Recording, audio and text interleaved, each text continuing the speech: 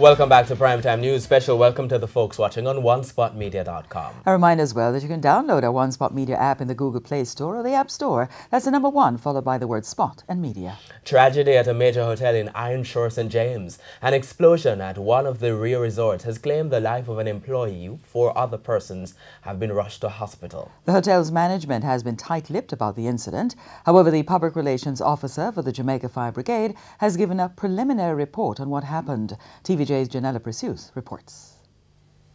Our newsroom received the call about 3:30 p.m. Thursday about a major explosion at Rio Hotel. When we arrived on the scene, we were informed that the explosion was confined to the boiler room of the hotel. 5 members of staff received injuries. However, one of them died. Up to news time, the police had not yet released the identity of the deceased employee. It is also unclear the severity of the injuries sustained by the other members of staff. The hotel's management would not comment. Public Relations Officer at the Jamaica Fire Brigade, Emilio Ibanks, says an investigation is now underway. From the evidence we have so far, we haven't seen anything of any kind of continuity of a flame.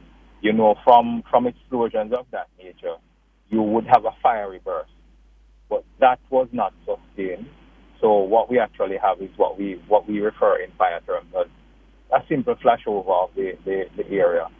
So what we are doing now is having a presence with an ambulance crew, one of our ambulance crews, and the fire truck, just to ensure that if something should start up as a result of anything that might have taken place earlier, then we are on scene to deal with it quickly.